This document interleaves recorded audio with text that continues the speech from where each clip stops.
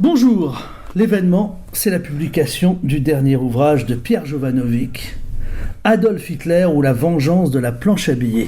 Merci Pierre de me recevoir chez vous. Bonjour Yannick. On est à Paris, chez vous. Le livre sort évidemment au Jardin des Livres, votre maison d'édition. Le livre secret de Pierre Jovanovic, parce que vous avez travaillé dans le plus grand succès, dans le plus grand secret, depuis plusieurs mois sur ce livre. Pas une information n'a fuité. Et c'est une enquête époustouflante. Vous publiez des rapports jamais publiés des services secrets britanniques sur la personnalité d'Adolf Hitler. Américain, on va dire. Américain aussi. Et vous racontez aussi qu'il avait tout prédit. C'est incroyable. On va revenir sur cette personnalité d'Hitler. Et vous revenez aussi sur ce système de la planche à billets, qui est terriblement d'actualité aujourd'hui, qui fait que les États n'ont plus d'économie réelle, n'encouragent plus l'économie réelle, fabriquent de la fausse monnaie.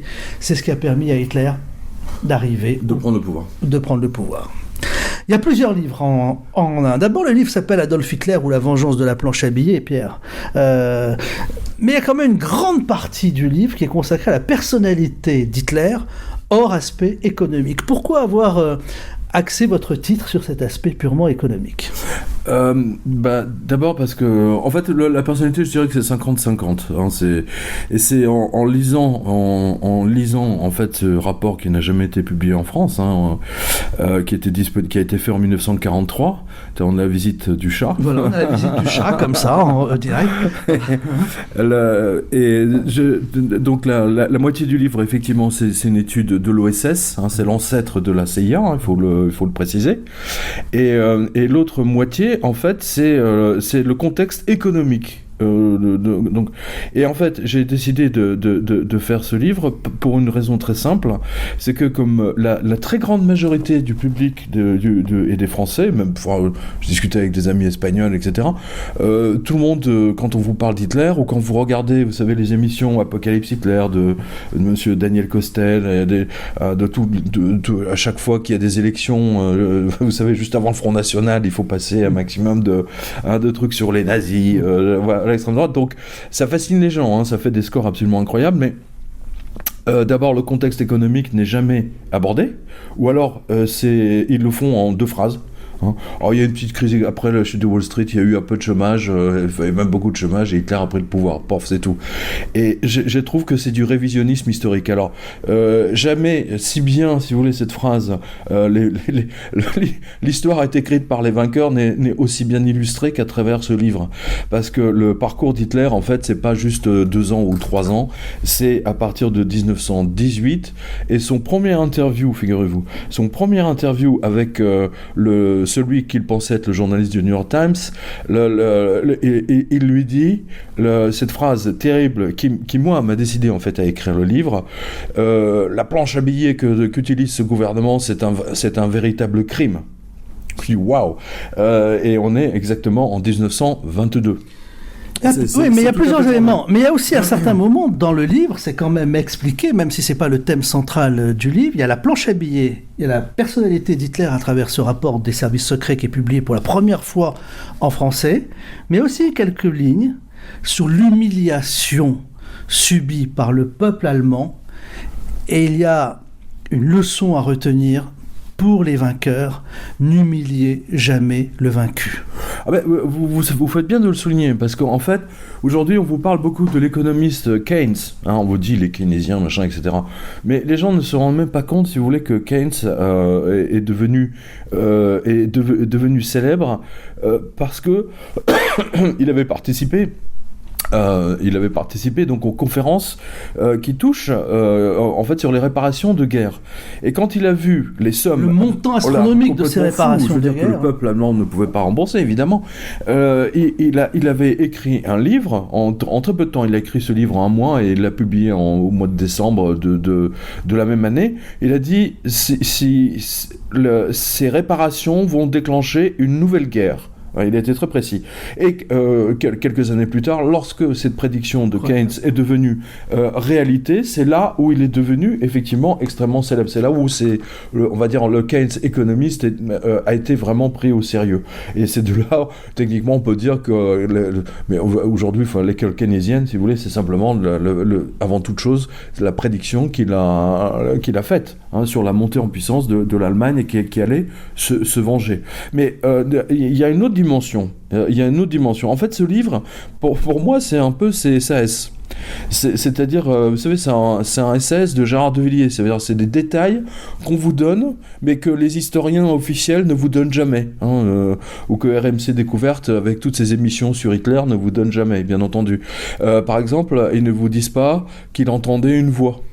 J'allais y venir. On va revenir sur ce rapport. Sa voix, il entendait sa voie. Qu'il a été sauvé maintes fois, que le destin, entre guillemets, l'a sauvé 44 ou 45 fois d'une mort absolument certaine. En fait, si vous voulez, pour moi, il bat le record de Yasser Arafat. Un jour, le Figaro Magazine avait interviewé Yasser Arafat, c'était à peu près, je sais pas, peut-être une quinzaine d'années, je me souviens, parce que j'avais lu cette interview avec beaucoup d'attention, et il disait qu'il avait échappé à 24 ou 25 tentatives d'assassinat organisées par les Israéliens, par les services secrets, le Mossad. Le Mossad. Et le journaliste lui dit, mais qu'est-ce qui vous protège ? Et c'est là où il a pris son médaillon. Il portait la croix de Lorraine et il a montré la croix de Lorraine qui lui a été offerte par le général de Gaulle. Donc déjà échapper à 24 tentatives d'assassinat organisées par le Mossad, c'est pas les services secrets albanais quand même, ils sont quand même assez bien organisés. Ce sont les meilleurs services secrets au monde, paraît-il. Paraît-il, voilà. J'en doute, mais je pense que la CIA quand même les dépasse largement. On va dire les 2-3 meilleurs. Sans les Américains, voilà. Mais en tout état de cause, échapper à 24 tentatives d'assassinat, c'est déjà énorme. Alors, échapper à 44 ou 45 tentatives d'assassinat, ou du moins oui, c'est ça, c'est absolument énorme. Ce livre montre bien qu'il y a un destin, que certains hommes, certains êtres humains ont un destin, qu'ils doivent accomplir le destin, aussi politiquement incorrect que cette phrase semble l'être, mais c'est pas moi qui le montre. Aussi terrible. C'est le rapport de la CIA. C'est le rapport de la CIA. De la CIA, de l'OSS. Justement, dans ce rapport de la CIA, pour la première fois, on aborde la sexualité d'Hitler. Alors là, vous faites un parallèle avec Michael Jackson. Oui. Oui, personne ne le sait. On ne sait pas s'il était bisexuel. Hitler, il aurait eu une liaison ou des liaisons homosexuelles. Il n'était pas vraiment attiré par les femmes, tout comme Michael Jackson l'était, mais il vivait avec des femmes. Il y a quelque chose de très curieux. Alors, en fait, je veux dire... C'est Michael Jackson, vous dites. C'est Michael Jackson, c'est un Michael Jackson avant l'heure. aussi. Je veux dire, vous savez, quand j'ai couvert les procès Michael Jackson. Pendant, ça a duré à peu près un an. À l'époque, c'était dans un tribunal à côté de Los Angeles, lorsqu'il était accusé de pédophilie avec le fils, l'enfant d'un dentiste de Los Angeles.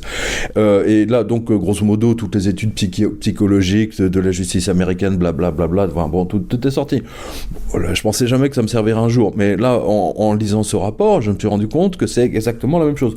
Et j'ai fini par découvrir que Michael Jackson est le plus grand collectionneur de documents historiques, de films d'époque consacrés au Troisième Reich et en particulier à la personnalité d'Hitler. C'est-à-dire tous les films à Hollywood, c'était, paraît-il, extrêmement connu. Et il a même fait un album. Alors c'est bien après Thriller. Il a fait un album où il pose sur la couverture de son album, à l'époque c'était encore des 33 tours et des CD, où il a un brassard rouge sur le bras gauche ou bras droit, je me souviens plus, mais j'invite vos auditeurs et spectateurs à regarder, vous allez le retrouver. Et en fait c'est un clin d'œil direct à la personnalité d'Adolf Hitler, dans laquelle il s'est totalement retrouvé, puisque les deux sont devenus célèbres grâce à leur voix.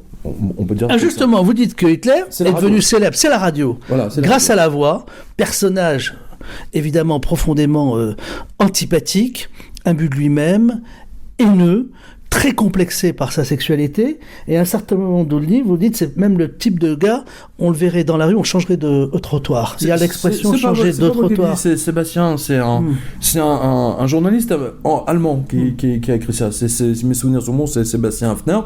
Et oui, c'est ça, on n'oserait même pas lui demander du feu dans la rue. Voilà, mais comment se fait-il que cet homme-là ait pu être acclamé par le peuple allemand? Et ben voilà, c'est tout le mystère qui est décrypté. C'est tout le mystère qui est décrypté là-dedans, et on retrouve là, en fait, c'est la question essentielle. Je pense que là, vous avez... c'est la question, tout le monde connaît, que ce soit en Angleterre, aux États-Unis, l'attachement des homosexuels à leur maman. Ça, c'est quelque chose de, on va dire, d'universel chez les homosexuels. Ils sont terriblement attachés à leur maman. La personne... Et pas que les homosexuels. On est tous attachés à notre maman. Mais chez les homosexuels, il y a une autre dimension. Voilà. On va dire, il y a une autre dimension. Je sais où vous allez venir. Oui, c'est pas moi qui... C'est dans le livre, oui, c'est dans le livre. C'est l'OSS. Sa maman aurait été souillée. Voilà, il y avait ça, elle a été souillée, et en fait, à partir du moment où sa mère est morte, il a fait ses transpositions, c'est-à-dire qu'il s'est marié, sa nouvelle mère, c'était l'Allemagne. On va dire souillé par un monsieur d'origine juive. De confession juive. Et là, on va l'Allemagne, exactement. Ça, c'est ce que les psychiatres donnent, et le terme de souillé est resté fortement ancré chez Hitler. Et justement, j'allais y venir, c'est-à-dire que la souillure de la défaite et la souillure surtout de l'humiliation des montants colossaux de lingots d'or que l'Allemagne devait payer à la France, entre autres, et Hitler, c'est quelque chose qui l'a rendu complètement fou, et il n'avait jamais réussi à formaliser tout ça. Et c'est en assistant à une conférence de Gottlieb Feder, qui avait écrit un livre à l'époque, en 1918-1919, contre la dette, contre l'usure en fait, contre les banques et contre l'usure, qu'il a eu sa révélation, sa révélation politique. C'est là véritablement qu'il s'est engagé. Et on peut dire que sans la dette allemande, sans cette politique de la dette permanente, et sans surtout ce livre extraordinaire de Feder, Hitler n'aurait jamais eu son moment eureka, qui l'a poussé à devenir, à s'investir en politique. C'est très très intéressant. Alors c'est d'où le titre qui est aussi capital, Adolf Hitler ou la vengeance de la planche à billets. C'est que l'humiliation subie par l'Allemagne à la fin de la Première Guerre mondiale, une dette de guerre colossale, impayable. N'oubliez pas, il y a eu l'occupation de la Ruhr, le chômage, chômage totalement endémique, chômage de masse, la montée de l'antisémitisme, et puis Hitler qui est arrivé au pouvoir. Tout ça par cette politique de la planche à billets, puisqu'on n'a créé aucune économie réelle. Mais j'ai envie de faire un parallèle avec l'actualité. Oui, tout à fait. Et cette actualité, c'est l'Irak qui envahit le Koweït, des dommages de guerre considérables, l'embargo prononcé pendant des années contre l'Irak, qui a créé un sentiment d'humiliation du monde arabe. Absolument. Et après la naissance d'Al-Qaïda. Absolument. Et de Daesh un peu plus tard. C'est Hitler, finalement, c'est la même chose. Ce sont des conséquences absolument extraordinaires. Je veux dire, il faut vraiment voir ça. C'est incroyable ce que l'humiliation politique, l'humiliation en général d'un peuple peut déclencher dans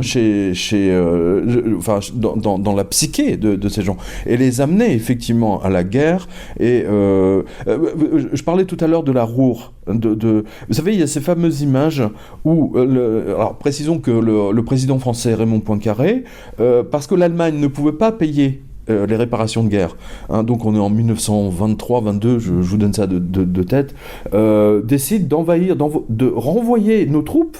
Donc l'armée française envahit cette région de l'Allemagne pour contrôler la fabrication du charbon. Et tout ce qui est fabriqué là-bas, charbon, etc., est pris par les Français et ramené donc à Paris et distribué. J'ai fait le parallèle avec pétrole contre nourriture. Exactement, c'est exactement la même chose. Mais on peut dire aussi que c'est une véritable...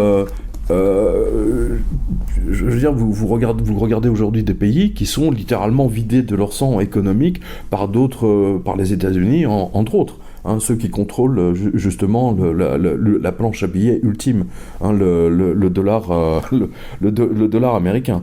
Ce livre, effectivement, du moins en l'écrivant, je me suis rendu compte qu'on est en train de vivre exactement la même situation. Et tant et si bien que ce livre est sorti la semaine dernière, et le roi de la monnaie de singe, on peut considérer ça comme du 21e siècle, hein, parce que maintenant on est dans le 21e siècle, c'est M. Robert Mugabe, hein, il faut quand même le rappeler, c'est donc le président du Zimbabwe, à côté qui a fait expulser tous les fermiers blancs, qui les a massacrés. Oui, je suis resté, voilà. Vous êtes resté poli, là, politiquement correct. Non, attendez, parce qu'il vient d'être déposé. Il vient d'être déposé, et ça illustre un chapitre de mon livre qui montre que toute société qui utilise la monnaie de singe comme on le fait aujourd'hui finit par amener un dictateur fou qui va, lui, déclencher des guerres absolument colossales. Et parce que l'utilisation de la planche à billets c'est un appel d'air, et c'est un appel d'air à la mort, littéralement. Et c'est ce qui Alors, va passer j'ai deux questions. On va revenir sur cette utilisation de la planche à billets. Et venant de quelqu'un comme vous, j'ai une question qui...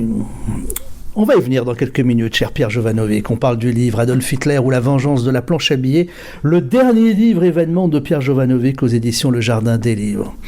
Mais d'abord sur l'humiliation des peuples. Pourquoi ces guerres modernes se terminent-elles souvent dans l'actualité par l'humiliation des peuples? Quand vous regardez l'histoire du monde, parfois nos rois ont fait des conquêtes dans d'autres terres, en Europe. Il n'y a pas eu autant d'humiliation. L'humiliation est peut-être sans doute l'humiliation terrible telle qu'on la connaît est un procédé des temps modernes. Ah non, c'est pas... Non. Il y a eu beaucoup moins. Non. Je veux dire, toute guerre, là pour le coup, je vous assure... On va dire, les guerres napoléoniennes, il y avait jamais l'humiliation. Hein, de Napoléon n'est jamais rentré, on va dire, dans l'humiliation. En revanche, si vous regardez les guerres, même on peut remonter jusqu'à l'Antiquité, vous allez en Sardaigne ou en Sicile, ceux qui avaient perdu étaient attachés tout nus sur la place publique, et les femmes, hein, les femmes des vainqueurs... Je pensais à une époque beaucoup plus récente. Non mais, cher Pierre, je pensais à une époque... Des guerres menées par Louis XIV, par exemple. C'est exact. Parce qu'il y avait... Je pensais à cela. Mais là, on n'est pas dans la planche à billets. C'est-à-dire que Louis XIV faisait la guerre avec les louis d'or, c'est le cas de le dire, hein, avec ses pièces d'or. Hein, il payait ses soldats. C'est des guerres qui vont durer peut-être 5 jours, une semaine. Mais ça ne va pas durer 4 ans. Hein, précisons-le. Non, je pensais à cette période-là. Et tout le monde est conscient du fait. Il voulait que, je veux dire, que personne... Enfin, je veux dire, quand les politiques sont intelligents, ils sont tout à fait... ils savent pertinemment qu'ils n'ont aucun intérêt à humilier le peuple s'ils veulent en tirer tous les avantages économiques du fait de leur victoire, hein, par définition. Mais les Français étaient très très remontés à la Première Guerre mondiale. Ils étaient mais gravement remontés contre les Allemands. Et ils voulaient les humilier à tout prix. Mais véritablement à tout prix. C'était vraiment leur faire manger leur bip, hein, c'est le cas de le dire. Non mais sérieusement, il faut lire les papiers de l'époque.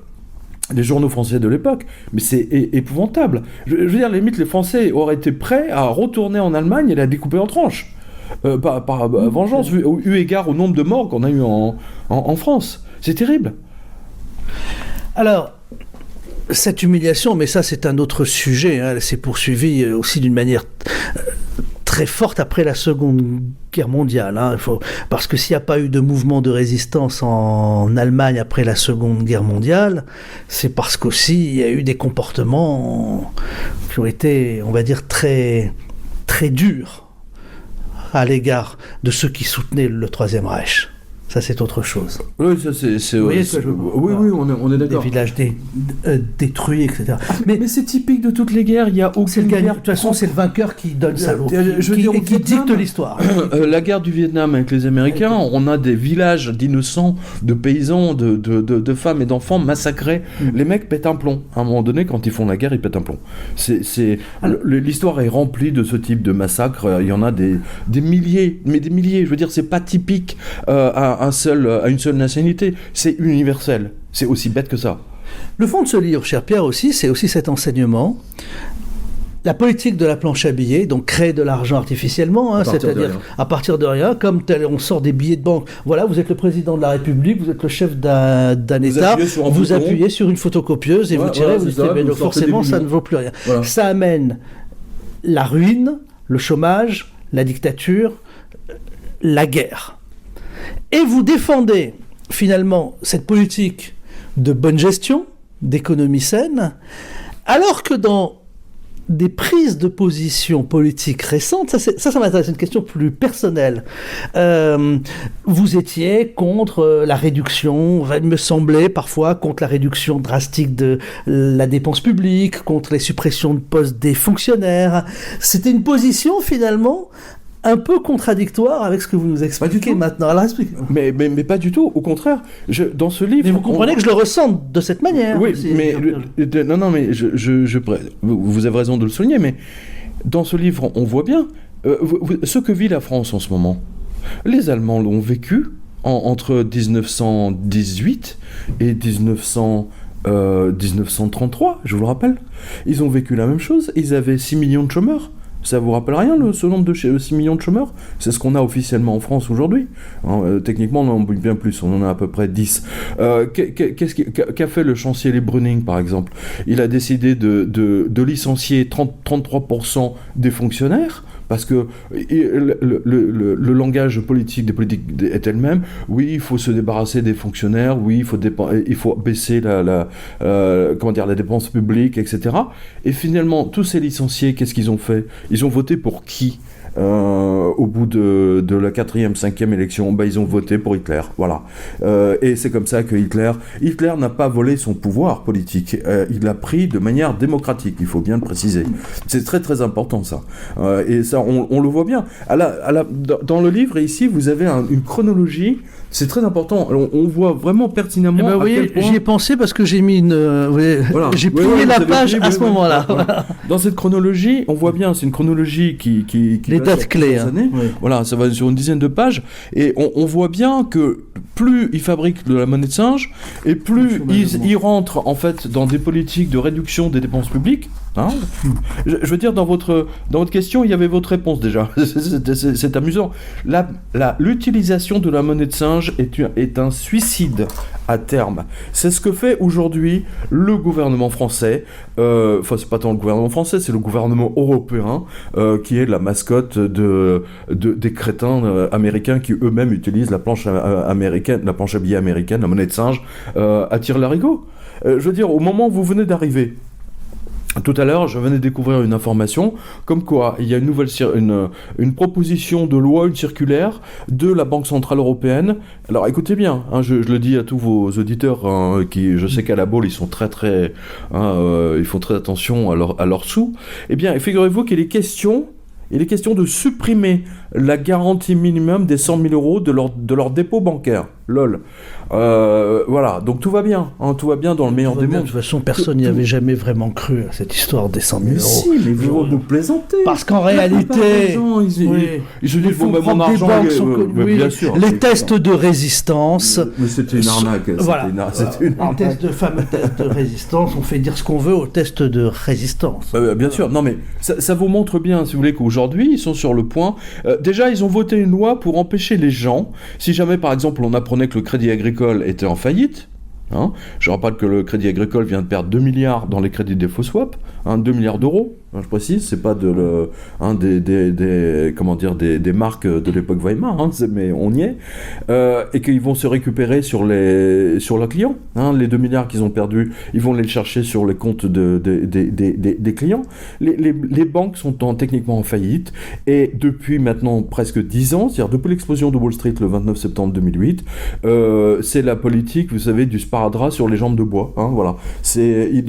Mais on est exactement dans la même situation que la période d'Hitler, c'est-à-dire l'utilisation massive de la planche à billets. C'est tout à fait extraordinaire que c'est la première chose dont Hitler avait parlé lors de sa rencontre avec l'espion de l'OSS. Dans le livre, vous avez la traduction des rapports de l'espion de l'OSS, Captain Smith. Oui, Hitler avait employé, donc c'était à la fin de la Seconde Guerre mondiale, que cette utilisation de la planche à billets... De la Première Guerre mondiale. Oui, était quelque chose de criminel. Il avait employé un terme assez proche. Hein, oui, il dit absolument, c'est criminel. C'est criminel. Mais aujourd'hui, que fait, attendez, depuis maintenant 3 ans, la Banque Centrale Européenne fabrique 80 milliards d'euros par mois. Officiellement. Comment se fait-il que deux personnes avaient compris tout ça? Il y avait Keynes qui l'avait compris, que l'endettement, l'humiliation, les dommages de guerre colossaux de l'Allemagne à la fin de la Première Guerre mondiale allait entraîner cette crise. Hitler avait compris ça finalement. Comment cet homme a-t-il fait preuve de bon sens sur cette histoire de la planche à billets et qu'il était aussi fou? Mais attendez, Hitler n'était pas fou. Il entendait des voix, il était... Non mais attendez, attendez, dans le livre je montre... Hitler, c'est pas Gandhi. Non mais attendez, peu importe. En valeur absolue, Gandhi entendait des voix et il a mené toute sa politique tout au long de sa vie en fonction des voix, des conseils qu'il entendait dans sa tête. Les voix que Hitler entendait, ces voix ne le guidaient pas dans sa politique économique, je précise, ni dans le fait d'envahir la Tchécoslovaquie ou la Pologne, mais pour le sauver. Solution finale. Pour le sauver lorsqu'il faisait la guerre, oui, mais il y avait lors de la aussi. première. La haine qu'il portait aussi. Hein. Mais attendez, mais aujourd'hui vous avez des milliers de gens qui partagent cette haine. Cette haine, elle a toujours existé, elle a existé en France à l'époque, c'était même pire. Aujourd'hui, simplement, il y a qu'en France d'ailleurs, on a voté des lois, si vous voulez, pour interdire à tous ces gens d'être entendus. Mais ce que vous devez voir, c'est que imaginez par exemple, je sais pas comment. Imaginez par exemple un parti politique où il y a où ils sont 10 aujourd'hui, ils sont peut-être 10, 10 et ils finissent par prendre le pouvoir au bout de, on va dire au bout de 20 ans. Simplement parce que ils disent il faut ceux qui contrôlent les banques et ceux qui fabriquent de la monnaie de singe sont les banquiers et les juifs. À l'époque, excusez-moi, mais je rappelle que les banques juives ont explosé en plein vol. Alors je suis révolté par le fait que ce soit toutes les biographies sur Hitler, que ce soit surtout tous les documentaires sur Hitler, Hitler Apocalypse, etc. Personne ne dit que la Dresdner Bank a explosé en plein vol, que la Kreditanstalt a explosé en plein vol, que vous avez la Danat Bank qui a explosé en plein vol. C'est un peu comme si en France aujourd'hui on vous dit tiens, la BNP a explosé en plein vol, le Crédit Agricole a explosé en plein vol et la Société Générale a explosé en plein vol. À part ça, tout va bien. Je rappelle que ces 3 banques aujourd'hui ne survivent que grâce à la monnaie de singe que leur est donnée par la Banque Centrale Européenne. Il faut pas l'oublier. Et à l'époque, ces 3 banques étaient pilotées par... Donc, ce sont les banquiers eux-mêmes qui sont venus confirmer Hitler dans son antisémitisme. C'est ça que je montre dans ce livre. Et vous savez que l'histoire se répète. Vous savez que l'histoire se répète. Elle est en train de se répéter. Mais bien sûr. On est à l'aube peut-être d'une grande catastrophe financière sur un très grand groupe. Absolument. Qui risque d'avoir, comme un jeu de dominos, des répercussions très fortes sur l'argent placé, sur les investissements. On est à l'aube où une tour risque de s'effondrer. Je dis bien une tour, pas une tour façon septembre, une tour financière, construite de plusieurs milliards de dettes, va s'effondrer. Et les choses risquent d'être très graves. On en parlera dans quelques mois. Je pense que vous avez compris de quel groupe il s'agissait. Voilà. Je sais bien, mais pour aller dans votre allusion, de la tour qui s'effondre, parce que vous avez dit, vous parliez pas du 11 septembre, mais si, c'est exactement ce que vous avez fait. Je rappelle que les 2 tours s'appelaient les tours du commerce mondial, de World Trade Center, et que si vous prenez le message envoyé par ces tours, d'une certaine façon, les tours le commerce mondial qui s'effondre, à quoi on assiste depuis l'effondrement de ces tours? À l'effondrement du commerce mondial. Regardez, à l'effondrement du commerce tout court. Regardez, alors je sais qu'à la Baule, vous n'êtes pas trop concernés.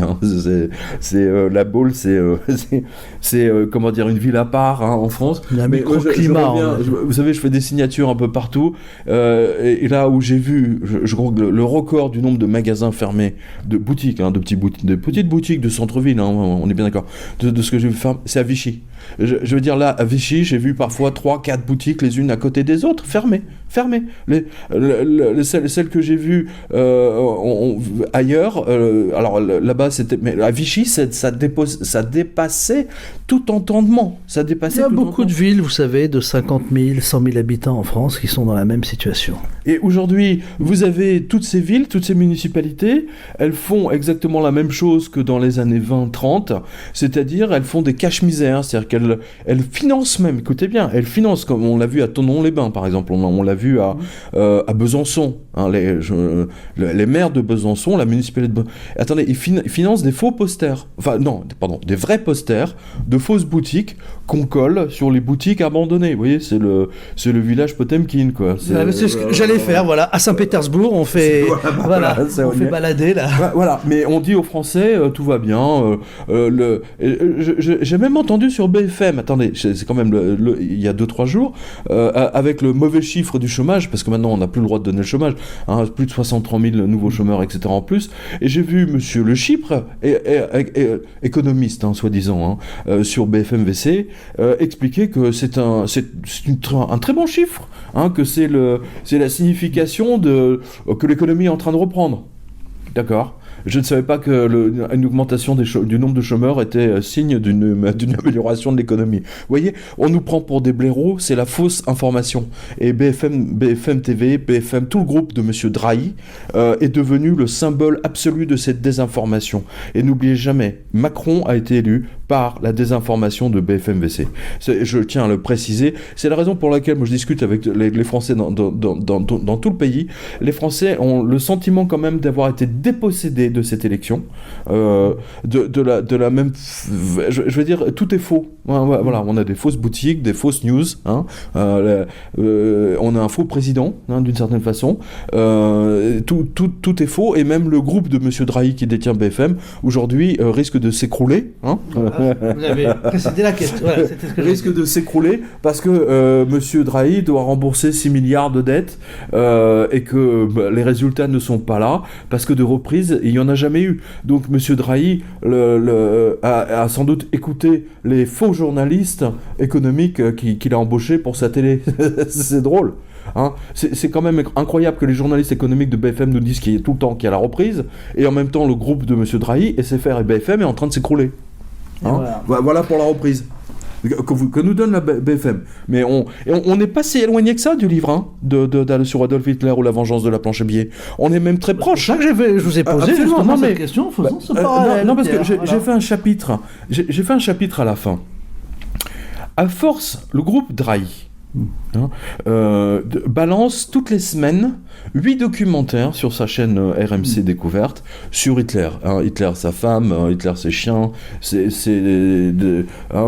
animaux domestiques, ses soldats, ses ennemis secrets, ses armes secrètes. Enfin bon, je veux dire, il y en a des centaines et des centaines. Et à force, les gens ne comprennent pas comment Hitler est sorti comme ça. Ils ne comprennent pas. Il leur manque un bout de l'histoire. Et ce livre comble toute cette histoire qui ne leur a pas été donnée. C'est ce que me disent tous les lecteurs qui l'ont déjà lu. Hein, ils me disent, mais j'ai pas pu lâcher ce bouquin, j'en reviens pas. Je ne savais pas tous ces détails. Ils m'ont dit exactement la même chose que vous, techniquement.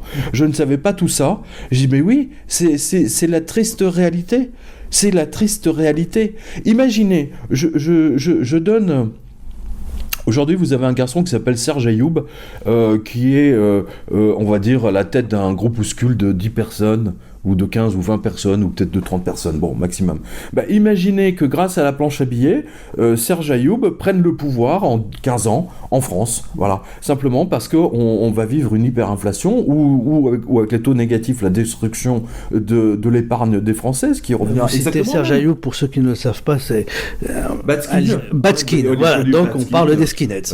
Voilà, des skinheads des années 80, voilà. Mais imaginez que Serge Ayoub prenne le pouvoir en France. C'est la même chose. C'est exactement la même chose qui s'est produit en 1900 avec Adolf Hitler. Le profil je compare pas Hitler à Ayoub, je compare simplement leurs deux positions comment dire, politique et le nombre d'adhérents. Hein, on va dire ça comme ça. Cela dit, je pourrais comparer aussi M. François Fillon, hein, avec ses 15 adhérents à son micro-parti politique, hein, dont M. Rotaillot vient de prendre le pouvoir. Oui, on va quand même pas comparer François Fillon avec Serge Ayoub et Adolf Hitler. On va quand même c'est pas cher Pierre. Oui, non, c'est le pouvoir, c'est comment dire, c'est le groupe politique. Oui, mais il y a quand même eu du monde derrière François Fillon. Il n'y a pas 15 adhérents. Il a quand même gagné les primaires à droite. On est d'accord. Cher non, Pierre, c'est vrai, non. Vous avez raison. Quand même, il a gagné les primaires à droite. Des millions de gens sont déplacés. Vous avez raison. Mais on a bien compris. Merci. C'est vraiment un livre. Oui, bien sûr. C'est un livre fantastique. Adolf Hitler ou la vengeance de la planche à billets, la vraie personnalité d'Hitler révélée à travers ce rapport de la CIA qui est traduit pour la première fois en français, sur sa sexualité, sur ses origines, sur comment, sur le plan psychologique, sur le plan psychiatrique, on pourrait interpréter la haine qu'il a portée à l'égard des personnes de confession juive. À cela s'ajoute le contexte économique, la fabrication de monnaie de singe, la planche à billets, la faillite, le chômage qui enfle et Hitler qui arrive au pouvoir. Pierre Jovanovic, Adolf Hitler ou la vengeance de la planche à billets, c'est publié chez vous par le Jardin des Livres. Merci mon cher Pierre de m'avoir reçu chez vous. Là, je suis dans votre bureau, dans votre cave. Merci Yannick. C'est là où vous écrivez Oui. En grande partie, oui. On est à 2 pas de l'étoile. Là, voilà, on est environné par des milliers de livres. Là. Il y en a. J'avais compté une fois, il y en a 4000 ou 5000, je sais plus. Voilà, donc c'est un livre qui m'a. J'étais emporté littéralement par ce livre parce que dans ce livre, il y a une dimension ange gardien. Hein, il y a cette dimension de protection et on peut dire que Adolf Hitler a été protégé, mais alors d'une manière claire pendant la Première Guerre mondiale, pendant qu'il était soldat. Il a été protégé ensuite en raison des innombrables tentatives d'assassinat dont il a fait l'objet, comme Yasser Arafat, hein, il est passé au travers les doigts dans le nez, comme on dit, et c'est tellement incroyable qu'on a du mal à ça. On se dit, non, il faut tout vérifier, et même en vérifiant, je veux dire, en vérifiant, on sort d'autres détails qui sont encore plus dingues. Et toute cette partie-là a été occulté, vous n'avez pas le droit d'en parler, les vainqueurs ont réécrit l'histoire. Alors c'est clair qu'aujourd'hui ça c'est le genre de détail que vous ne verrez pas sur RMC Découverte de Monsieur Drahi, ça c'est clair. Merci. Pierre Jovanovic était donc mon invité.